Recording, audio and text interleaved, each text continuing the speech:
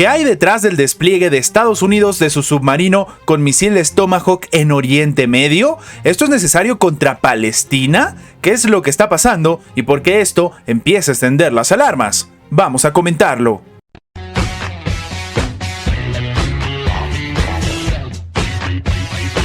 Washington ha subido la apuesta en la crisis palestino-israelí al anunciar el despliegue de un submarino clase Ohio en Oriente Medio para transmitir un mensaje de disuasión. Al menos esto es lo que está diciendo en este caso el ex analista de la oficina del secretario de Defensa, Michael Moloff. Él mismo dice que el adversario potencial al que se refiere el mando central de Estados Unidos puede ser Irán. Y es que sí, el Departamento de Asuntos Públicos del Mando Central de Estados Unidos envió el 6 de noviembre un comunicado sobre la llegada en Oriente Medio del sumergible armado con misiles de crucero Tomahawk. El organismo afirmó que el despliegue está diseñado para demostrar la flexibilidad y la capacidad dinámica para disuadir a posibles adversarios, tranquilizar a los socios, mejorar la seguridad marítima y garantizar la libertad de navegación y el libre flujo del comercio. En su mensaje, Estados Unidos ha vuelto a recordar las áreas de Oriente Medio en las que el Estado se considera a sí mismo responsable en materia de seguridad.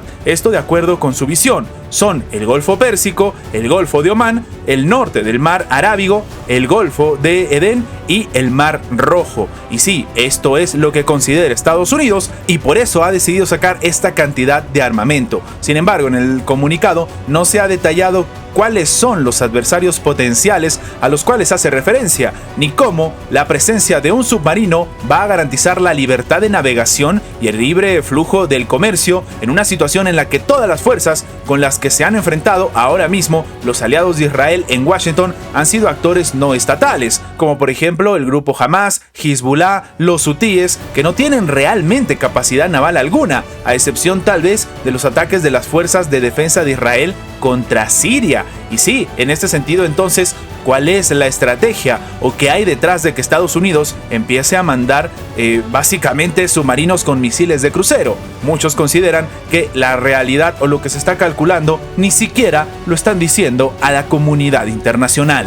A un mes del conflicto en Gaza, la comunidad empieza a preguntarse qué es lo que ha pasado, cuál es el resultado, y muchos consideran que esto ha propiciado más bien un apoyo mundial sin precedentes a los palestinos, algo que no se había visto en el pasado. Y es que sí, un mes después del ataque inesperado lanzado por Hamas y otros grupos militares palestinos contra Israel, varios expertos destacan lo que ha sido este apoyo o este nuevo resurgir con respecto a Palestina en la historia del conflicto palestino-israelí. En este caso se dice que la escalada causó miles de víctimas humanas y ha generado destrucción masiva en la franja de Gaza, pero esto, sin embargo, lo único que ha conseguido es que se divida la comunidad internacional, la comunidad mundial en dos bandos. Y es que en este caso lo que se está comentando es que se acusa a Israel de atacar deliberadamente zonas residenciales, mezquitas y hospitales. La Fuerza de Defensa de Israel responde diciendo que en este caso los islamistas palestinos están utilizando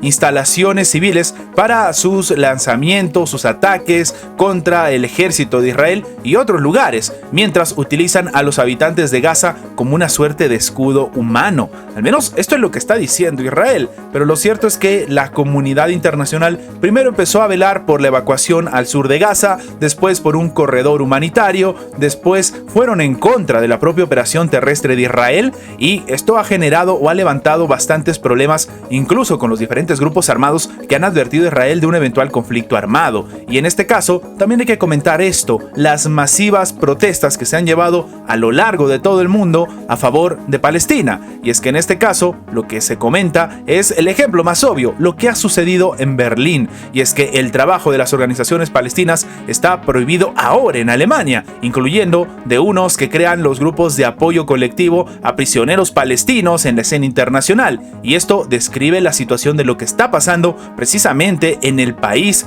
europeo. Asimismo, se señala que, por ejemplo, el primer ministro británico se propone criminalizar las manifestaciones pro-Palestina, es decir, empiezan a tomarse medidas porque el pueblo está haciendo algo. El sábado 4 de noviembre, decenas de miles de manifestantes marcharon en Estados Unidos, Francia, Italia, el Reino Unido y Alemania, pidiendo un alto al fuego en la Franja de Gaza. Los manifestantes, muchos de ellos musulmanes, expresaron su descontento por el apoyo de los gobiernos occidentales a Tel Aviv en medio de la acumulación de víctimas en Gaza. Al mismo tiempo, miles de personas hicieron lo propio el 6 de noviembre en las calles de Nueva York para expresar su apoyo a Israel. En este caso, manifestantes pro-Israel y pro-palestinos se terminaron enfrentando en Los Ángeles, y el resultado es, por ejemplo, lastimosamente el fallecimiento de un anciano judío en Estados Unidos, lo cual nos demuestra que estamos en un mundo bastante dividido, incluso dentro de los países que ni siquiera están participando del conflicto.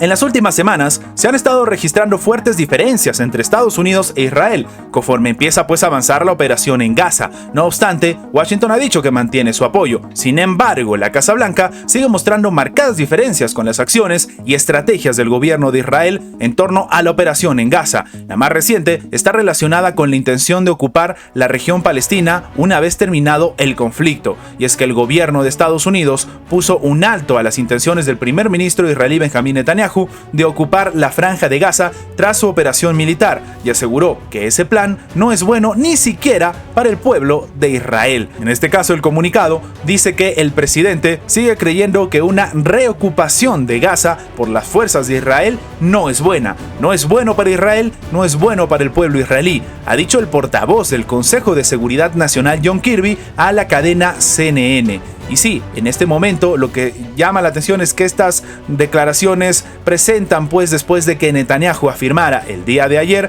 que Gaza debe ser gobernada por quienes no quieran seguir el camino de Hamás, para después añadir que cree que Israel tendrá durante un periodo indefinido la responsabilidad general de la seguridad, porque han visto lo que ocurre cuando no la tienen. Es decir, lo que está pensando Netanyahu es ya básicamente anexarse la Franja de Gaza, y esto es algo que sencillamente Estados Unidos no va a aceptar. De hecho, los planes del líder israelí son muy divergentes a los de su principal aliado, pues Estados Unidos, en la propia voz de Joe Biden, se ha manifestado tajantemente en contra de una reocupación del territorio palestino tras los ataques que se están viviendo en este momento. Una división tan marcada que empieza a demostrar las fuertes diferencias que han surgido entre Estados Unidos e Israel conforme sigue avanzando la operación del país hebreo en territorio palestino. El conflicto palestino-israelí está inclinando la balanza en contra de Ucrania. De acuerdo con el artículo del Financial Times titulado "De Estados Unidos a Ucrania, la guerra de Gaza cambiará el mundo", los efectos del conflicto en Oriente Medio están llegando hasta la política del país norteamericano, donde la presidencia de Joe Biden está en apuros, y hasta el campo de batalla en Ucrania, debido a que el país ha dejado de ser la prioridad para la ayuda militar proporcionada por Washington. El diario británico destaca que la guerra en Gaza ha obligado a Estados Unidos a desviar tiempo y recursos de Ucrania, que han estado desesperadamente escasos de proyectiles y ahora compiten con Israel por los apretados suministros que Estados Unidos le puede proporcionar solamente a uno de los dos lados. Además, estos acontecimientos han terminado desviando la atención del principal aliado occidental de Ucrania, que ha tenido en este momento que tomar medidas mucho más agresivas, terminando incluso con la visita del presidente Joe Biden a territorio de Israel, mientras que en el otro frente, la financiación de Estados Unidos, la financiación militar